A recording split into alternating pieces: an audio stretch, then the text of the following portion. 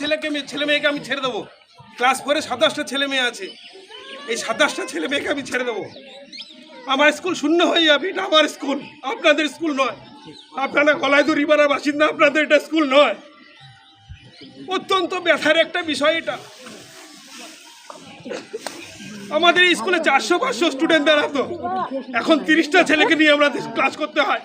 যে কটা ছেলে মেয়ে এসে পড়ালে কিছু ফিডব্যাক পাওয়া যায় না। অত্যন্ত ভালোবাসি আমি গলাইদড়ি স্কুলকে। আমি আমার জীবনের যে কদিন কর্মজীবন আছে আমি স্কুলকে ভালোবেসে যাব। আপনারা একটু দেখবেন গলাইদড়ি পাড়া যারা আছেন, বাচ্চাদেরকে এখানে ভর্তি করার একটা ব্যবস্থা করুন। ক্লাস 4-এ আমাদের এবার 91টা স্টুডেন্ট আছে, আমি 27 জনকে ছেড়ে দেবো। আমাদের স্কুলে স্টুডেন্ট দাঁড়াবে 60টা। আপনাদের ভালো লাগবে তো? এই স্কুলটা বন্ধ হয়ে যাবে আগামীতে, আপনাদের গ্রামের এই স্কুল বন্ধ হয়ে যাবে। আজকে দিনে কথা বলার নয়, কিন্তু আমার এই ছোট ছোট ছেলে মেয়েদের থেকে এতগুলো ছেলে মেয়ে, অথচ আমাদের স্কুলে আসে 10টা করে 12টা করে ছেলে মেয়ে আসে, স্কুলে রান্না করার মতো পরিস্থিতি হয় না। আপনারা প্লিজ একটু ব্যবস্থা করুন। নেতাজির জন্মদিন আজকে অত্যন্ত গর্বের দিন, আমাদের প্রত্যেকটা ভারতবাসীর কাছে অত্যন্ত গর্বের দিন। তিনি না হলে আমাদের ভারতবর্ষ হয়তো স্বাধীনই হতো না।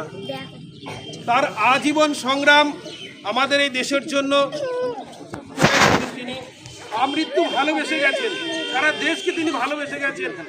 তিনি বলেছিলেন, তোমরা আমাকে রক্ত দাও, আমি তোমাদের স্বাধীনতা দেব। এমন একটা দিন তিনি চেয়েছিলেন। ভারত স্বাধীন হয়েছে 1947 সালে ইংরেজদের বিতাড়িত করে। 200 বছরের পরাধীনতার গ্লানিকে দূর করে আমাদের ভারতবর্ষ স্বাধীন হয়েছে।